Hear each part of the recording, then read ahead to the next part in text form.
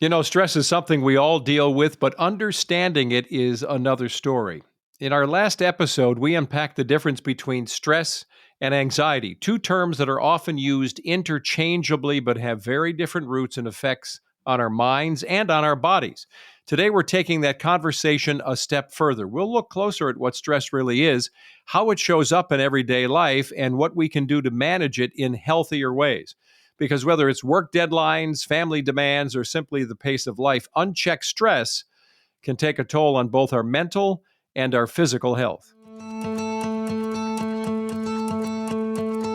Welcome to a Healthier Michigan podcast. I'm your host, Chuck Gaidica, and every other week we'll get into topics that help us live a healthier life, covering everything from nutrition to mental health to physical health to social media trends that impact our wellness. And today, we're joined again by Dr. Angela Seabright, care management physician at Blue Cross Blue Shield of Michigan, to help us better understand stress and what causes it, how it affects us, and what practical steps we can take to manage it. Doctor, good to have you back. Hi, thanks for having me. In our last episode, we talked about what stress is. And I encourage everybody, if you haven't listened to that last episode, it's a good one. I encourage you to go find it and listen to it, because today we're going to focus on stress and its impact, maybe more specifically on our bodies. So we could start there. How does stress impact what could be for some an invisible thing, right? How does stress impact our mental health? Well, mental health is strongly affected by stress. And, according to a recent survey by the American Psychological Association, about a third of adults report feeling that stress is completely overwhelming for them on most days. And as you mentioned, being overwhelmed, it's not good for your mental health. So in order to understand the impact on our bodies, we really need to understand what happens during periods of stress. And we know that stress activates our nervous system, particularly our sympathetic nervous system. That's your fight or flight. Cortisol is another hormone that increases during periods of stress. Cortisol is a steroid hormone, and that also helps give you that burst of energy. So these hormones are a natural and necessary response to a stimulus, and it puts your body in survival mode. But we know that being in survival mode over a long period of time is actually damaging. Chronic elevations result in inflammation in the brain, and that increases the risk of mental health disorders like anxiety, depression, and post-traumatic stress disorder, or PTSD. This doesn't mean that if you experienced a major life stressor or a traumatic event, that you'll have these mental health conditions. We know that there are other factors, genetics being one of them, but the likelihood does go up when the stressor is severe, when the stressor is prolonged, and also if it occurs earlier in life, when the brain is undergoing that crucial development, when those neural networks are being formed. So stress, particularly chronic stress, can alter the chemistry of the brain and certainly has negative impacts on our mental health. So, doctor, you talked about young people. I don't know if you meant babies or just young kids in general, but this idea of stress with them, how does that impact them, and how does that maybe set the table for their future going forward? Yeah, it's a great question, because children are more susceptible to stress due to the fact that their brain is still developing. They don't have a lot of the emotional regulation and resilience that maybe we've built on as adults. And it's really our job to teach them those emotional regulation tools. But certainly chronic stress in children, especially children who have been exposed to adverse childhood events, so things that are traumatic, like abuse, emotional, physical, or sexual abuse, loss of a family member, violence in the home. These are things that could impact them, not only their mental health as they grow into adulthood, but also their physical health as they grow into adulthood. So when you start to see effects of this on yourself, or it could be someone near you, right? Could be your spouse, could be a child, because you're talking about early in development. this could lead to what? I mean, I'm thinking it can lead to depression. Yep, it can lead to Yeah. depression. It can impair your sleep. That's a big one as Mm, well. I mean, you can't yeah. sleep when you have adrenaline or cortisol spiking in your body. And so we know the detrimental effects of lack of sleep, not only on your mental health, but your physical health. Definitely could people who have went through a traumatic event, they could replay that traumatic event. It can disrupt their Hmm. sleep. They could have nightmares. That's part of that post-traumatic stress disorder as well. And is it good while you're talking about that? Because I think for a lot of us, we may not be wired to approach somebody, or oftentimes we worry that if we do approach them, that that conversation itself can lead them to become more depressed or more sad or something. What is your advice? Is it simply our presence sometimes, even if it's just holding somebody's hand who's going through something, is maybe still a gift that we should deploy out of the tool bag of tricks? Absolutely. I'm a firm believer in that. I think Yeah, sometimes we can't always come up with a solution for people, right. but I think just being there for them and giving them a listening ear, or just letting them know you're there, checking in with them, that can make a huge difference for them. What if you are a person that has one of those underlying issues, either because of the history in your family, right? You've got cardiovascular disease, or you've got a stent, you've been dealing with it already, and now you add that next level up. You've got to really watch it for yourself then, huh? Right. So chronic Yeah. stress not only increases your risk of developing disease, but it also worsens chronic conditions. So if you're already Mm-mm. diabetic or you already have heart disease, if you add in the chronic stress, it's going to make these conditions much worse. It's going to make them harder to manage. So stress management is actually an important part of chronic disease management. And then also, what do we do when we're stressed? I mean, we know the physiological changes, but oftentimes we may not have the healthiest habits. When we're Yeah. stressed out, we may Yeah. overeat, right? Stress eating. Some people undereat when they're stressed. And so we may not be getting enough nutrients or calories or the right nutrients. We may not sleep as well when we're stressed. And, we know that lack of sleep is definitely detrimental to our body.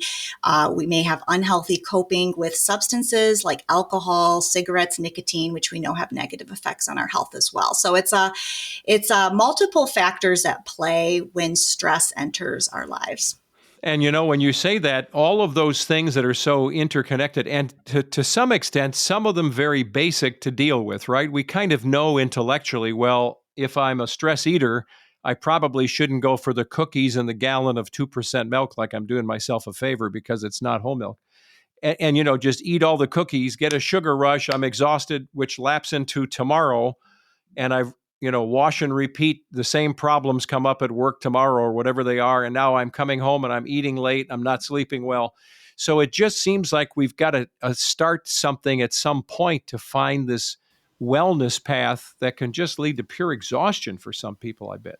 Yeah, I think it's just having that self reflection and being Yeah. mindful of the fact of our habits and what we do tend to turn to when we're under stress, and just being, maybe one step ahead of it, being proactive can make a difference. So I talked about tools in my toolbox, but for you, from your standpoint as a physician, tools in the toolbox that we should look to manage stress. What are the things that are the best ones that we can deploy that would be like number one, two, three, four, five, whatever they are, that help us really get through the day? Yeah, it's a tough one, because I think when we think of tools, there's tools that you want to use long term that are going to Mm, be effective in stress management, and then there's tools that you want to have in your toolbox.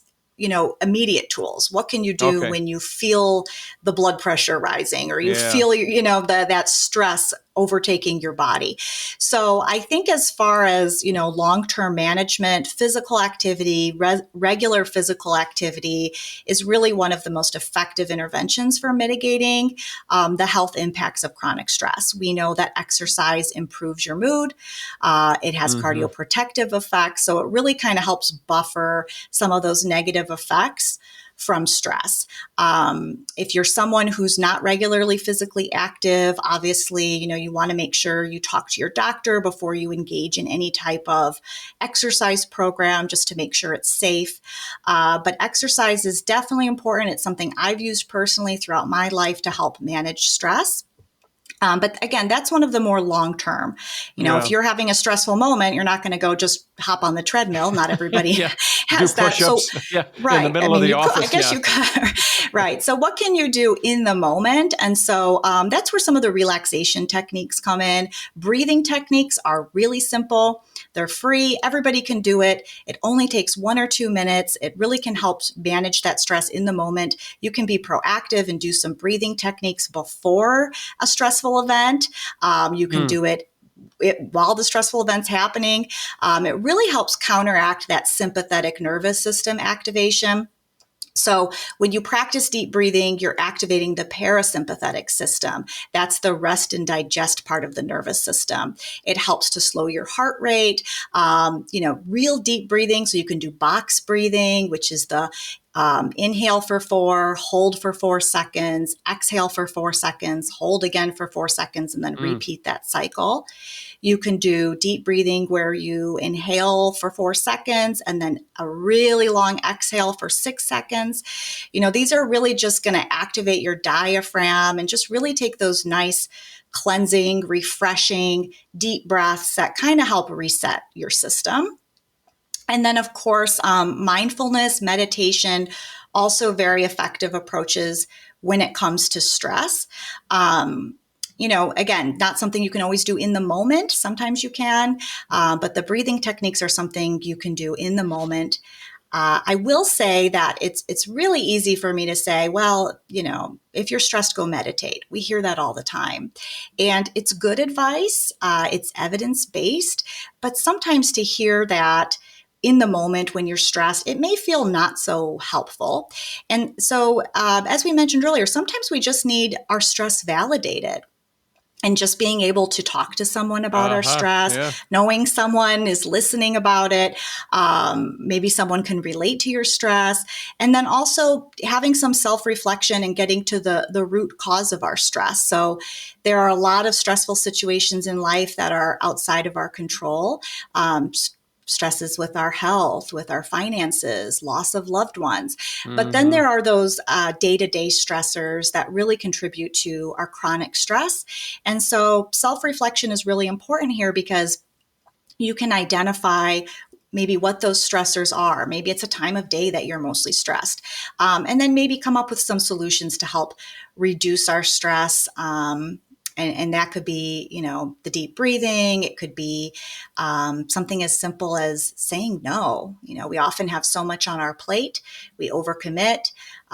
Could be something as simple as planning our week in advance, meal prepping. All of that can just help take a little bit off of our plate. I do want to reiterate too, those relationships too are also so important.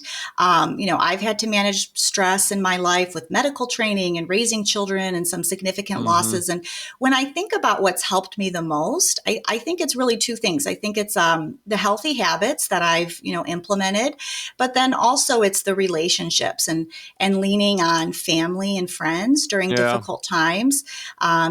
There's studies that show close relationships are what keep people happy throughout their lives. It's linked with longevity. And so I think having those relationships and a supportive network can really help us handle stress and daily challenges, and doesn't necessarily have to be, romantic relationships. It could be friendships. It could even be relationships with animals. So just really having that relationship is just wonderful for your health. Well, we are built for community, right? And it is so important for us to consider that again is, even if you view it as a little hack, just getting around people sometimes is enough to bring life down and understand you're not alone. So in a time in America where loneliness is at epidemic proportions, where life seems to be moving at the speed of light sometimes, right? I mean, at work or even if you're at home with kids, it's just moving all the time. Ding, things are going on. What about additional tips and takeaways for us? I think it's important to slow down. Like you said, we're all moving so fast. Yeah. We're spending so much time on social media. And I think oftentimes that's replacing our true, authentic connections with people. So I think prioritizing those connections are really important. Sometimes maybe we're not picking up the phone and calling people because we think, oh, well, I saw what they're doing on social media, but we know that's not necessarily real. That's not Yeah. what's really happening in their lives. So I think just prioritizing those connections are important. Slowing down, spending time in nature, doing things that bring you joy are certainly going to help reduce your stress levels. Well, a lot of great stuff. Doctor, it's good to see you again, and thanks for lots of wisdom today. Oh, thank you. Yeah, Dr. Angela Seabright, who's care management physician at Blue Cross Blue Shield of Michigan. We're glad she was with us. We want to thank you for listening to a Healthier Michigan podcast brought to you by Blue Cross Blue Shield of Michigan. If you like our show, you want to know more, check us out. For that last episode and then even this one, you could recommend to somebody if you feel it's appropriate. Go online to ahealthiermichigan.org/podcast. Do us a favor, huh? Please give us a rating or share the podcast or just leave us a comment. We would love that too. Let us know what you think and what we should talk about next, because we want to feel like you know that you're involved in this whole process. Subscribe and favorite us whenever you listen and wherever you go. We hope you gave a tip or two today that you can put in your pocket, take with you this time of the year and all times. Until next time, I'm Chuck Gaidica. Be well.